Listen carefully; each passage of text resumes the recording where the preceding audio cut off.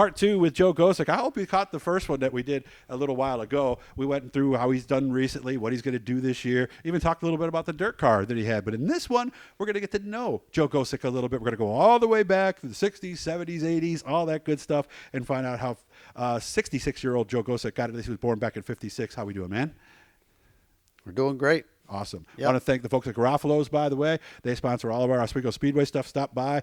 Wings are down right now. You can get some good stuff for the barbecue. We'll be barbecuing their sausage soon, right, Joe? That's right. There you go. So let's go all the way back. Let me see. You told me you were somewhere in the range of 16 to 18. You actually started racing with two wheels.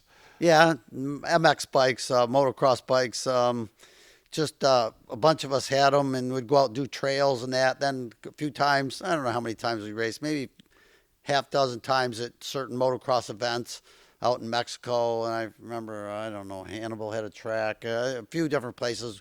We ran 4 or 5 times, in competition, and got shown up. We had older equipment and didn't know what we were doing either there, but we had fun. Mm-hmm. It's a very demanding sport, though. That showed me, physical, man. Right? At the end of a moto, you were totally wiped out. I mean, I've never been like that in a race car, but that was tough. But it was cool to race and compete against other people, mm-hmm. in those motorcycles that I loved then. Well, I heard motocross is a good trainer for almost any form of racing, isn't it? I think so. It's it's demanding. It's concentration, and knowing your equipment and having good equipment under you to go fast and do well. And in 72 and 74, motocross was it, right? A lot of young people did that, didn't they? Yeah, they did. I followed it for quite a while there. I had a lot of friends that were interested and raced, and so we chased that for a while. So you were out of racing for a little bit there. That's my phone. I'll turn it off so it won't boat. But you got into in 1980. What did you do in between 74 and 80? Did you race at all? Okay, so 70. Let me see. In 74, I started helping Steve Joya Jr. at Oswego. I became friends through some other friends, and actually got taken on as a crew member there, which was really cool. We had a great group of people. Steve won the classic when I was with them, and before that, I had helped a guy from Canada, Dave Morton, that came here from Canada, kind of just hung out in the pits and, learned a little bit there, learned a lot from Steve Joya, and then was offered a ride from one of the guys that I teamed up with motocross with, and he bought a Super, and then his driver left, and that's where I got my opportunity in 80. Right before that, Steve Joya threw me in his second car after we put his number one car, a new car together. He offered me a ride on a Saturday night at Oswego, and I remember going around that and say, what the heck am I doing in this thing? I mean, sitting a couple inches off the ground, these guys blowing me off. I'm like, oh, I don't know if this is for me, but that was my first real taste of competition in a Supermodified. Probably not the place to start. No. Nowadays, not a sportsman class or whatever, or a late model. You jump right into the top of the top. So that's probably not the way to start, and that doesn't happen nowadays. Most kids have upbringing from micro rods to go-karts to midgets to, sprint cars to, or whatever, Mm-hmm. So there's a stepping stone now to follow, typically for guys moving up the ladder and getting to the top. So how did that one race turn into, we're actually going to run a full season? So Steve let me drive, and then it was a week or two later, Tony lost his driver, Tony Osetic, who first gave me a ride, and he worked with my dad at the firehouse as a fireman, and he helped my dad build a garage onto our house, a 2-car garage. And so anyways, Tony moved his car into half the garage then, and I lived there, right? But I was helping Steve Joya. But then Tony was looking for a driver, and he asked Steve, what do you think? Give Joe a shot, and that's where it all started. Okay. Where did the 00 come from? Okay, that was actually Tony when he bought the car from Ken Reese out in Ohio. It was a Gibson Roadster, and it was 00. And so Tony brought the number home with him for when he bought the car in Ohio, and then so he had the 00, and then I drove for Tony for 15 years or better.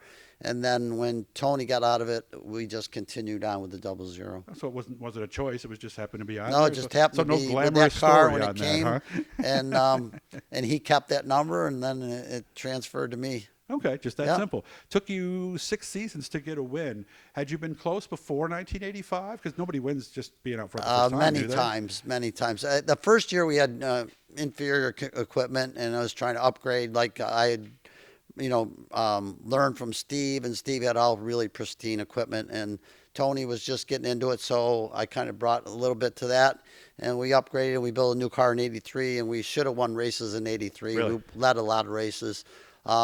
'84 and '85 even, we had races that we had won, and we lost a drive shaft, or we ran out of fuel, or So it wasn't it the just driver, things. It at just least, wouldn't happen, and when I first started racing to win a race at Oswego, I don't even know if I had that not ambition or premise that I could possibly win at Oswego. So, we just kept working at it, and finally all fell together, and I won back-to-back races after I won my first Oh, race really? in So you won 85. back-to-back weeks. Do you Yeah. remember the first night that you Yeah. won? The first race I won, I was on a 75 lapper in 1985, and it was a twin race with the modifieds. And Richie Evans had won the modified portion, and I Nice. won the super modified portion. So, Must have been pretty cool to win a race the same night as Richie yeah. Evans, right? So it was cool. Yeah. All right. Now, once the floodgate opened with those 2 wins in a row, did things change? Did you start winning more regularly after that? We did. From '85 on, we would win so many races every year. We were very competitive all the way into the '90s. And then I won my first classic in '91, and my second classic backed up in '92. So 2 in a row there. And then we went on the road. And I think we did more ISMA racing than Oswego in the mid to late '90s.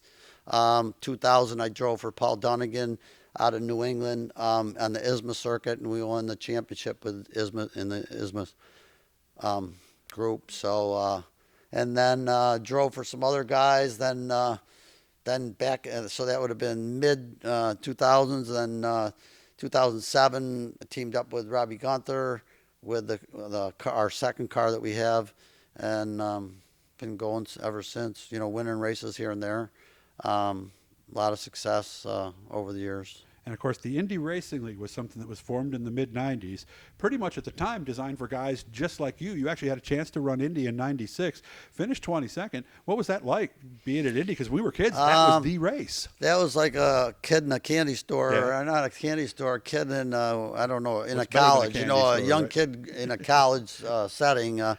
Real quick, you think you're really good at your home place, and you win races, and you're on a 5/8 mile, and I can go to Indy. Yeah, right. Yeah. You get out there, and it's a big dollar game for one. It's a business.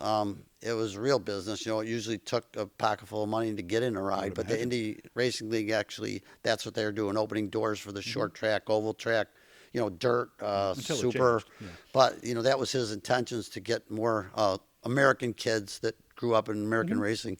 I just do a lot of connections and whatever. We put together some money to get through my rookie orientation with a lesser team, and then that team kind of folded somewhat when we couldn't get up to speed to get to the needed qualifying speed. So the Indy Racing League stepped up, and they moved me into an bigger, better car, a newer car, and I qualified on the last day in the last hour. Nice. So it was a month of hell.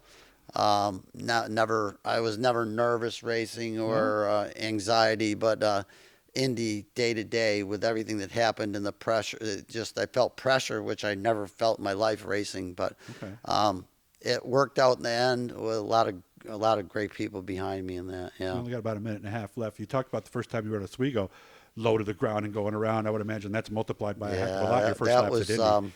probably a bigger step than I anticipated. But Yeah. it just, guys, grow up in a little, maybe an Indy Light Series or something that tools you for a rear engine car, and at the speeds they go, or somewhere close.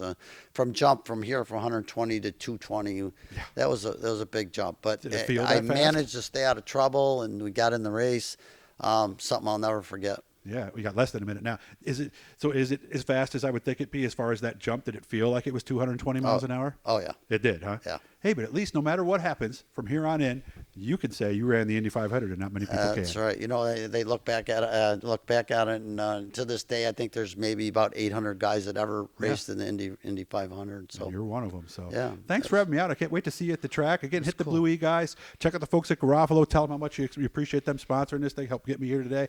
So good for you to make time for me. I really appreciate it. I can't wait to see you again, man. I appreciate it. It's awesome that we can promote our sport somewhat, and I'm glad you're at it. Thank you very much, Joe. Good to see you, man. Thank you. Thank you.